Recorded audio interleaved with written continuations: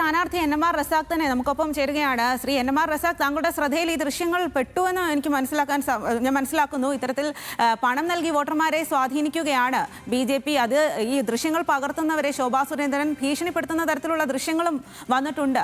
അപ്പോൾ താങ്കളുടെ ശ്രദ്ധയിൽപ്പെട്ടോ? ഇതിലെന്താണ് താങ്കളുടെ പ്രതികരണം? തീർച്ചയായിട്ടും കൂടി കാര്യങ്ങൾ അറിഞ്ഞത് എന്ത് തന്നെയാണ് ഒരു കാര്യം പറയാൻ, തുടക്കം മുതലേ പണക്കൊഴുപ്പിന്റെ രാഷ്ട്രീയമാണ് ബി.ജെ.പി. ഇവിടെ പയറ്റിക്കൊണ്ടിരിക്കുന്നത്. നമുക്ക് കൃത്യമായ രീതിയിൽ ഇവരുടെ കാര്യങ്ങളൊക്കെ അറിയാമായിരുന്നു. പക്ഷേ ഇതിൽ തെളിവ് കിട്ടുന്ന തരത്തിൽ കാത്തിരിക്കുകയായിരുന്നു. തീർച്ചയായിട്ടും ഇത് സംഭവിക്കുന്നുള്ളത് നാം മുൻകൂട്ടി കണ്ടുകൊണ്ടിരുന്നതാണ്, ഞങ്ങൾ എല്ലാവരും പ്രതീക്ഷിച്ചുകൊണ്ടിരുന്നത്.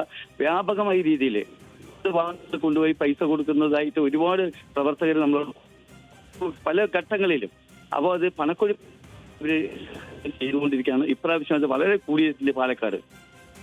എൻ.എം.ആർ. റസാഖ്, ഈ കണ്ണാടിയിൽ ആണ് ഇപ്പോൾ ഈ ഒരു ദൃശ്യങ്ങൾ വരുന്നത്. കണ്ണാടിയിലെ വോട്ടർമാരെ സ്വാധീനിക്കാൻ പണം നൽകുന്നു എന്നുള്ളതാണ്. അവിടെ അടക്കം LDF-ന് വലിയ തരത്തിൽ സ്വാധീനമുള്ള മുന്നേറ്റം പ്രതീക്ഷിക്കുന്ന പ്രദേശമാണ്. അത്തരം പ്രദേശങ്ങളിലാണ് ഈ ബി.ജെ.പി. ഇത്തരത്തിൽ വോട്ടർമാരെ സ്വാധീനിക്കാൻ പണം ഒഴുക്കുന്നത് എന്നുകൂടിയുണ്ട്. അപ്പോൾ അതിലെന്താണ് താങ്കളുടെ പ്രതികരണം? ഇവര് കഴിയാവുന്ന എല്ലാ മേഖലകളിലും ഇവര് പണക്കൊഴുപ്പിന്റെ രാഷ്ട്രീയം ചെയ്യുന്നത് തന്നെയാണ്. കണ്ണാടി ഭാഗത്തു നിന്നാണ് ഇപ്പോൾ ഈ തെളിവുകൾ കിട്ടി തുടങ്ങിയത്. അതാണ് ഇപ്പോൾ അവിടെ സംഭവിച്ച കാര്യം. ബാക്കിയുള്ള ഭാഗങ്ങളിൽ ഇവർ കഴിയാവുന്നതൊക്കെ ചെയ്തിട്ടുണ്ടെന്നുള്ളതാണ് പ്രവർത്തകന്മാരുടെ ഇടയിൽ നിന്ന് കിട്ടുന്ന റിപ്പോർട്ടുകൾ. ഇത്തരത്തിൽ മറ്റ് സ്ഥലങ്ങളിലും സമാനമായി പണം ബി.ജെ.പി. നൽകാൻ സാധ്യതയുണ്ട് എന്നാണോ താങ്കൾ പറയുന്നത്? ഈ മണ്ഡലത്തിൽ വ്യാപകമായ രീതിയിൽ ഇവർ ഇത് ചെയ്തുകൊണ്ടിരിക്കുന്നുണ്ട് എന്നാണ് പ്രവർത്തകരുടെ ഭാഗത്തു നിന്ന് നമുക്ക് കിട്ടുന്ന റിപ്പോർട്ടുകൾ. CPM ജില്ലാ സെക്രട്ടറി എൻ സുരേഷ് ബാബു നേരത്തെ പറഞ്ഞത് ഈ ദൃശ്യങ്ങൾ പരിശോധിച്ച് അതിൽ വസ്തുതയുണ്ടെങ്കിൽ എന്തായാലും നിയമ നടപടിയിലേക്ക് കടക്കും എന്നുള്ളതാണ്. അപ്പോൾ അത്തരത്തിൽ നിയമ നടപടികളിലേക്ക് തന്നെ കടക്കാനുള്ള സാധ്യതയല്ലേ ഉള്ളത്? ഉറപ്പായിട്ടും ജില്ലാ സെക്രട്ടറി പറഞ്ഞതാണ് കൃത്യമായ കാര്യം.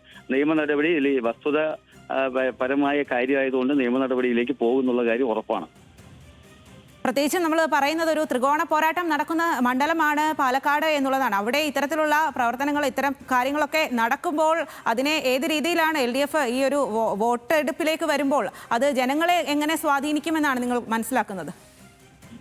നമുക്ക് തുടക്കം മുതൽ തന്നെ ഇവിടെ നമ്മുടെ ഒരു രാഷ്ട്രീയ ലൈനുണ്ട്, ഒരു പൊളിറ്റിക്കൽ.